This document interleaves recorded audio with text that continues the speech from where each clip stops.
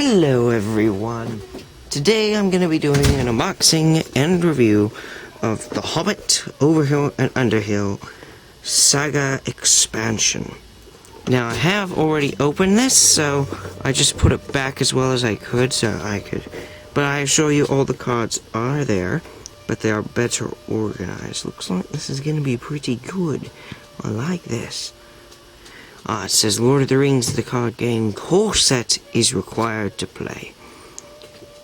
Oh wow, I want to see this. This looks cool. Alright, so opening it up. And first I'm going to take out our player cards and heroes. And first of all we have Thorin. He's a dwarf with 12 threat, 3 willpower, 3 attack strength, 1 defense, and 5 hit points. Says he's a dwarf, a noble, and a warrior.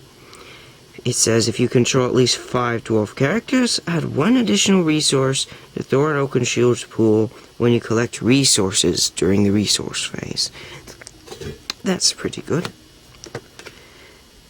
Next, wait, no, that one, never mind about that one. That one's part of the core set. Oops. The next one we have here is our Spirit hero. It's Snorri. He has a threat of 9, 2 willpower, 1 attack, 2 defense, and 4 hit points. Says response. After you play a dwarf character from your hand, reduce your threat by 1. It's a good card too. Next card is our lore card, Ori. With 8 threat, 2 willpower, 2 attack, 1 defense, and 3 hit points. If you control at least 5 dwarf characters, draw 1 additional card at the beginning of the resource phase. Sounds like this is pretty heavily bent on dwarves, so I'm expecting some. Next person is Beorn, 12 threat, 0 willpower, 5 attack, 1 defense, and 10 hit points. He's a sentinel, cannot have attachments, immune to player card effects, and he does not exhaust to defend. This card's kind of nice. And to say he's not standard correctly, his threat is lower than it should be, because he should be 16. Anyway, then our first ally is Gandalf. His cost is 5. He has 4 willpower, 4 attack, 4 defense, 4 hit points. Gandalf does not exhaust to commit to the quest. Forced at the end of the refresh phase, discard Gandalf from play. You may raise your threat by 2 to cancel this effect. What's a card indeed? I forgot to organize this well though, so I'm just gonna. Anyway, the next card we have is the Late Adventure with 0 cost. It says quest action. Exhaust a character you control that is not committed to the quest to commit that character to the quest. Well, the next card we have is from Spirit. It's a Keeley, the ally. It says after you play Keeley from your hand during the planning phase, search your deck for Feely and put him under your control. Then shuffle your deck. He costs 3, has 1 willpower, 1 defense, 1 attack, and 2 hit points. He's a dwarf, and there's 3 of him. Next card is Spare Hood and Cloak, cost of 0. It's an item attached to a character. Exhaust Spare Hood and Cloak to exhaust attached character and to ready another character. Then attach Spare Hood and Cloak to that character. And there are 3 of those. The next is Thror's Map. It says attached to a hero with a cost of 1. It's an artifact and an item. Travel action. Discard Thror's Map to choose a location in the staging area. Make that location the active location. That's kind of cool. There's 3 of them as well. Expecting Mischief, eh? 1 cost. And it says play during the staging step. The quest phase before the staging step. Deal 2 damage to the first enemy revealed from the encounter deck this phase. And there are 3 of those also. Wow, this sounds like a good expansion. There are a lot of stuff in this. Next thing is Dory with 3 costs, 1 willpower, 2 attack, 1 defense, 3 hit points. He's a dwarf. It says response. After a hero is assigned any amount of damage, exhaust Dory to place that damage on Dory instead. There's 3 of him as well. Yay, my favorite spirit. We're finally getting to tactics. Okay. First item is an event card. It says so down here. It costs 0. Foe hammer. It says response. After a hero you control attacks and destroys enemy, exhaust a weapon attachment card attached to a hero to draw 3 cards. I didn't say that right, but whatever. There's 3 of those as well. Next card is Goblin Cleaver with a cost of 0. It says combat action. Exhaust a weapon card attached to a hero you control to choose an enemy engaged with you. Deal 2 damage to that enemy.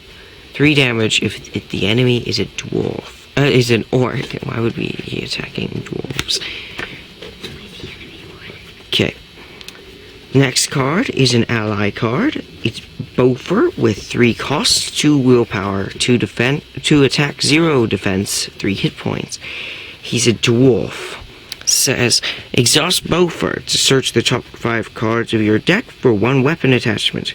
Add that card to your hand and shuffle the other cards back into your deck. 3 of those as well. Ah yes, here is Feely. He's a leadership card. He has 3. The next card we have is Feely. He has 3 costs, 1 willpower, 1 attack, 1 defense, 2 hit points. He's a dwarf as well.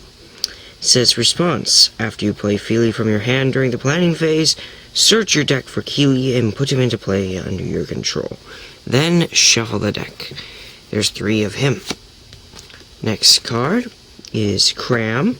It's an item, not an artifact, just an item. It says attached to a hero. Action, discard Cram to ready attached hero. Now it doesn't cost anything, so I guess it's pretty good. 3 of those as well. And then last card is a very good tail, also 0 costs. It says exhaust 2 allies you control to shuffle your event and discard. It says exhaust 2 allies you control to shuffle your deck and discard the top 5 cards.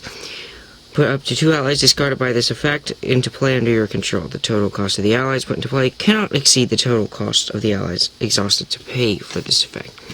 There are 3 of those as well. Well, now I'm going to show you the quests. There's a lot of quests in this deck, but they're pretty easy, I think. And then we must break away or break of day with 3 quest cards. A short rest, which is actually part of Over the Misty Mountains Grim, also 3 cards. And Dungeons Deep and Caverns Grim, also 3 cards. This is a pretty good deck, and I really like it. And I'm only going to show you the encounter deck that has the treasure cards, because that's in my opinion, the most important to this expansion. And the treasure cards are Orcrist, Glamdring, and Sting. Each of them, Orcrist and Glamdring, both give you +2 attack strength, and when you destroy somebody, you either draw a card for Glamdring, or you add 1 resource for Orcrist. Sting is a little bit different. He only is able to attach to Bilbo Baggins. Bilbo gets +1/+1 and +1. And he puts deal damage to the attacking enemy, discard a card, a threat thing. It's quite simple, really. It's just I'm kind of done with that for now. And then Bilbo Baggins himself with 0 threat, 1 willpower, 1 attack, 1 defense, 3 hit points. Hobbit character. First player gains control Bilbo. Bilbo cannot gain resources from player card effects. If Bilbo dies, the players lose. So that's pretty simple. There he is in that picture, just chillaxing. And then we have Burglar Baggins card, which costs 1. It says Bilbo Baggins gets +2/+2 and +2 until the end of the phase. You may spend a Baggins resource from Bilbo Baggins resource pool if you do not to pay for this card, even if you don't own Bilbo. So this sounds like a solid deck. I definitely recommend getting this. It's quite fun, and you will have a ton of fun. But to real quick finish this off, we're going to look at our manual here. It's pretty simple. It takes us through the expansion symbol, new terms such as treasure cards, which is a new term if you only have the core set. The sack term, but there's going to be tons of more effects. So this is really good to have, and I didn't make this video for nothing, so be sure you subscribe. This is all for today. Bye.